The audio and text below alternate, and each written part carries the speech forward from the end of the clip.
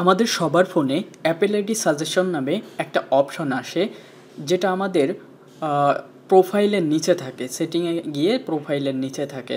তো এই সাজেশনের ভিতরে আইফোন ব্যাকআপ ফেড এই অপশনটা ম্যাক্সিমাম লোকেরই এসে থাকে।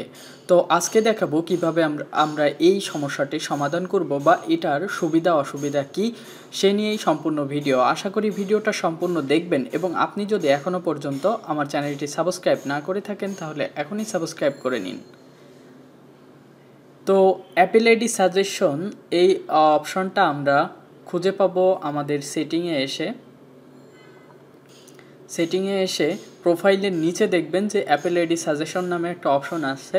তো এখানে আপনার অ্যাপেল আইডি রিলেটেড যে সমস্যাগুলো থাকে এখানে শো করানো হয়।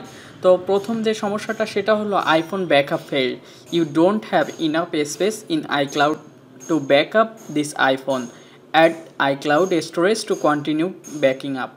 তো আপনি যদি আইক্লাউডে ব্যাকআপ রাখতে চান আপনার ফোনের যে ফাইলগুলো আছে সেগুলো, তাহলে আপনার আইক্লাউড স্টোরেজটা খালি রাখতে হবে। তো খালি রাখার পরে আপনি যদি এখানে কন্টিনিউ করেন তাহলে কিন্তু আপনার ব্যাকআপ শুরু হবে। তো আমি জাস্ট একটু আপনাদেরকে দেখাই যে এখানে আসলে কি বলে বা কি কি সমস্যার সম্মুখীন হতে পারেন। তো এখানে কন্টিনিউতে ক্লিক করলাম। কন্টিনিউতে ক্লিক করার পরে আমাকে একটি পপ আপ দেখাচ্ছে যে buy 50 GB storage 0.99 per month. আপনাকে আরও বেশি বা আরও কম দেখাতে পারে।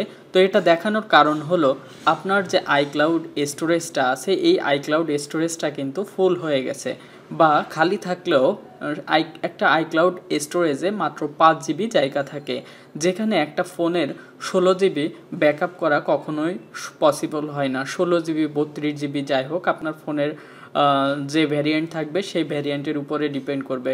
যদি 16 জিবির হয় তাহলে 16 জিবির ব্যাকআপের একটা জায়গা লাগে। তো আমরা যদি আমাদের আইক্লাউড স্টোরেজের কতটুকু জায়গা আছে সেটা দেখতে চাই, তাহলে আমরা আমাদের অ্যাপেল আইডি প্রোফাইলের উপরে ক্লিক করব। প্রোফাইলের উপর ক্লিক করার পরে নিচে দেখতে পাবেন যে আইক্লাউড অপশনটা, তো এটার উপরে ক্লিক করবেন। এটার উপর ক্লিক করার পরে আপনি এখানে দেখতে পাচ্ছেন যে আপনার আইক্লাউডের স্টোরেজটা কতটুকু খালি আছে বা কতটুকু আপনি ইউজ করেছেন। তো ম্যানেজ স্টোরেজে ক্লিক করলে আপনি আরও ডিটেলস দেখতে পাবেন। ফটোসে কতটুকু জায়গা খেয়েছে 4.1 জিবি। তাছাড়া এরকম আপনার দেখাবে যে কোথায় কতটুকু লাগছে জায়গা। তো এরপরে আপনি এখান থেকে এখানে আরেকটি অপশান দেখতে পাচ্ছেন, যেটা আমি প্রথমে আপনাদেরকে আইক্লাউড স্টোরেজের একটা অপশান দেখিয়েছিলাম যে আপনারা চাইলে পার মান্থ হিসাবে ডলারের মাধ্যমে আইক্লাউড স্টোরেজটা কিনে নিতে পারবেন। তো এখানে যদি আপনি আপগ্রেড ক্লিক করেন তাহলে আপনার সেই অপশনটাই নিয়ে আসবে। তো আমি যেহেতু ডলার দিয়ে আইক্লাউড স্টোরেজটা নিতে চাচ্ছি না, সেহেতু আমি এটা নিব না। তো এখান থেকে ব্যাক গেলাম। এখন আসি, আপনার যে এই ব্যাকআপ ফেইডের যে অপশনটা দেখাচ্ছে এটা কি কোনো অসুবিধা আছে? না, এটাতে কোনো অসুবিধা নেই। যদি আপনার ব্যাকআপ করা থাকে তাহলে আপনার পরবর্তীতে যদি ডাটা লস হয়ে যায় তাহলে কিন্তু আপনি সেটা রিকভার করতে পারবেন। বাট আপনার যদি এই ব্যাকআপ না থাকে তাহলে কিন্তু আপনি ডাটা রিকভার করতে পারবেন না। আমার মনে হয় না যে আমাদের এমন কোনো গুরুত্বপূর্ণ তথ্য থাকে যেটা 10 থেকে 15 জিবির বেশি। কারণ 10 থেকে 15 জিবি যদি কোনো আপনার কিছু থেকে থাকে সেটা কিন্তু আপনি গুগল ড্রাইভে রেখে দিতে পারতেছেন। আপনার ইম্পর্টেন্ট ছবি, এনআইডি কার্ড বা এই টাইপের যে কোনো তথ্য আপনি আপনার গুগল ড্রাইভ স্টোরেজে রাখতে পারবেন।